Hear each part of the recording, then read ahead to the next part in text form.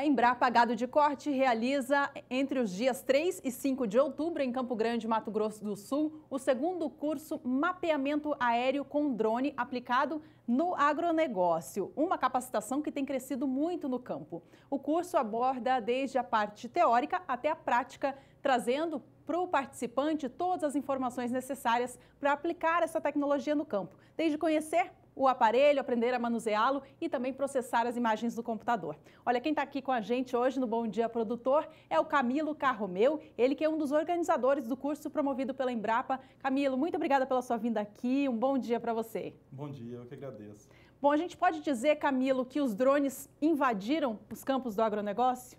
Com certeza. O drone ele é uma tecnologia muito inovadora. A gente costuma chamar essas tecnologias que oferecem um verdadeiro divisor de águas de tecnologias disruptivas, né? Então, até o potencial dele ainda não é plenamente conhecido. O potencial ele ainda está sendo explorado, ele está nessa fase, né? Então a gente sabe, a gente consegue enxergar que existem várias possibilidades que ele nos oferece, né? Essa capacidade de poder monitorar as propriedades, tendo uma visão holística delas, uma visão macro, né? Tanto no âmbito qualitativo, né? De você poder olhar aquilo ali e ela fazer o papel do olhar do produtor, quanto no âmbito mais quantitativo, mais analítico, que é passar por algoritmos, por softwares, que vão nos dar respostas que às vezes o nosso olho humano não consegue ver. Bom, para explicar então, bem didaticamente, a gente tem um drone aqui em cima da mesa, que é esse aparelho, né, que é controlado por controle remoto e ele tem uma câmera acoplada. Através dessas imagens, então, que o produtor que vai fazer a filmagem do seu campo, do seu gado, vai conseguir processar as imagens no computador e ver o que é necessário mudar? Esse é o objetivo? Esse daqui, na verdade, a câmera convencional que a gente chama de sensor RGB, né?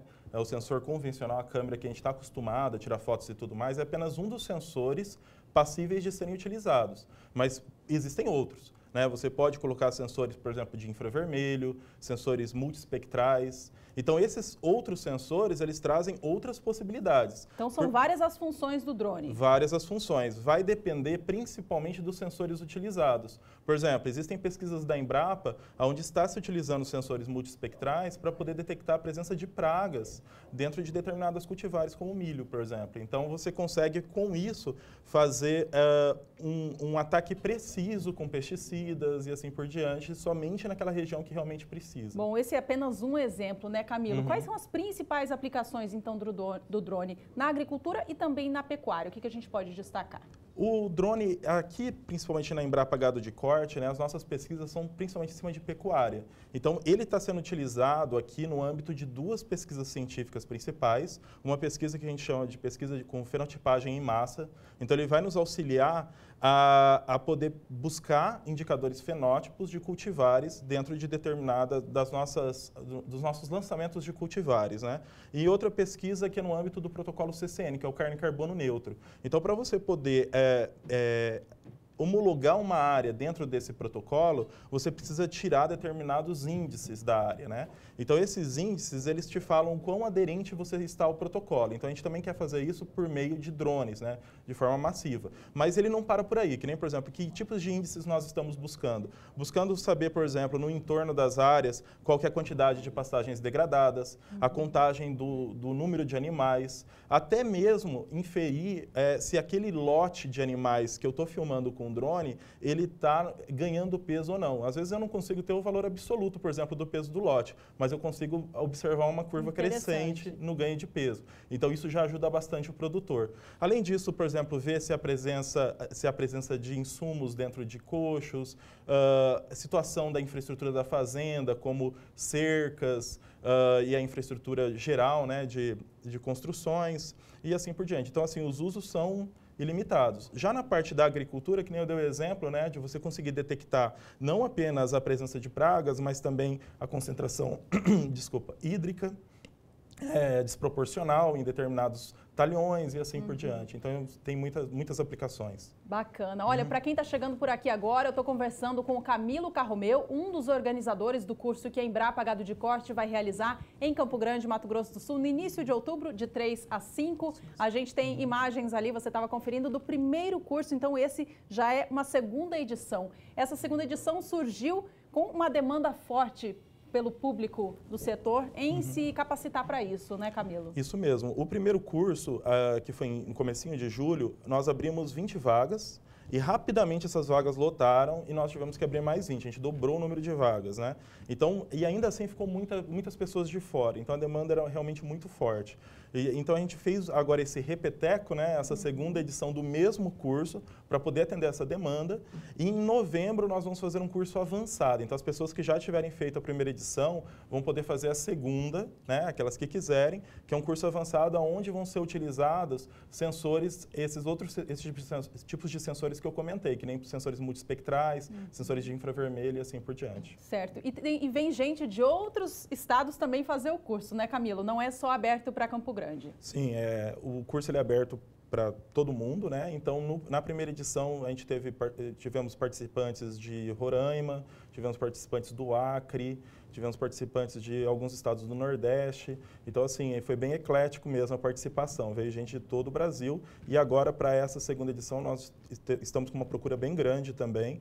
Então, também de pessoas de vários lugares do Brasil. Então, o Brasil inteiro enxergando a importância de usar o drone no agronegócio. Camilo, conta pra gente a respeito do investimento que o produtor tem e o retorno que ele tem em fazer isso. O investimento do produtor ele é basicamente no equipamento, né? Existem dois tipos de equipamentos principais, duas categorias. Eu trouxe aqui uma das categorias, que é o drone que a gente chama de multirotor. Ele tem esse nome porque ele tem vários motorzinhos separados e ele traz uma série de vantagens, né? Então, o controle dele é mais preciso, você consegue parar, por exemplo, ele em cima de determinados pontos e no momento em que ele voa sobre um lote que eu queira fazer o que a gente chama, que é o mapeamento em si, que é o que a gente chama de ortomosaico, né? Que é montar como se fosse uma coxa de retalhos de imagens para poder ter a fazenda em altíssima resolução, ele vai, na verdade, tirar várias fotos e vai me dar essas fotos para eu poder fazer esse pós-processamento, né? Esse processamento das imagens. Essa imagem, então, só para a gente descrever bem, se pareceria com uma imagem de satélite da área dele? Só que com muito mais resolução e sem a presença, por exemplo, de nuvens, que muitas vezes atrapalham nas imagens de satélite, né? Então, essa que é a grande vantagem.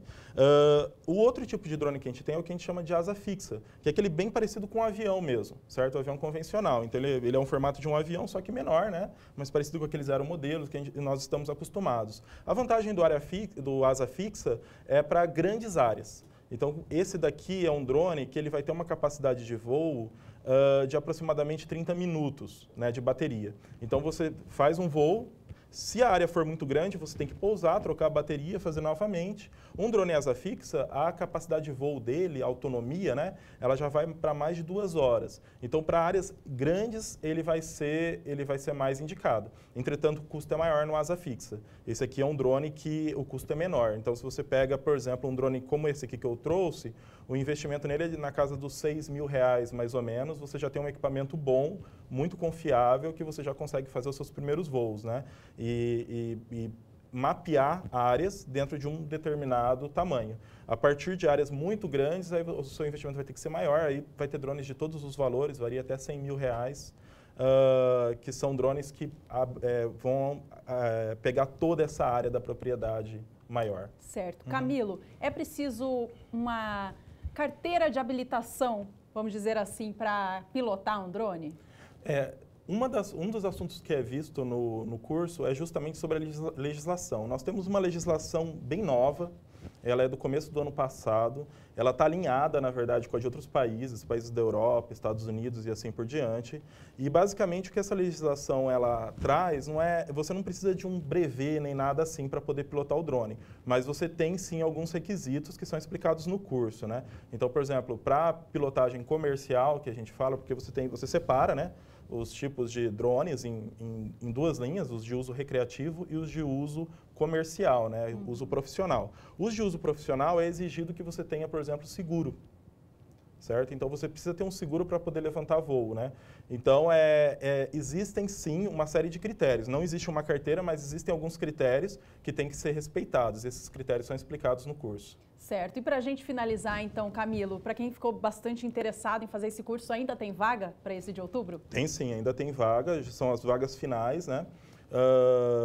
Mas o que eu indico para vocês é que entrem no site da Embrapa Gado de Corte o quanto antes para poder fazer as inscrições, mas ainda tem vaga sim. Tá certo, convite feito então. Conversei com o Camilo Carromeu, um dos organizadores desse curso da Embrapa Gado de Corte. Todos os detalhes você encontra então no site da Embrapa e a gente te convida aqui, Camilo, para voltar outras vezes para falar sobre os avanços dessa tecnologia. Eu agradeço imensamente o convite e agradeço também aos telespectadores. Estão todos convidados a participarem conosco lá do curso. Obrigado. Bacana, sucesso no curso, bom dia. Bom dia, obrigado.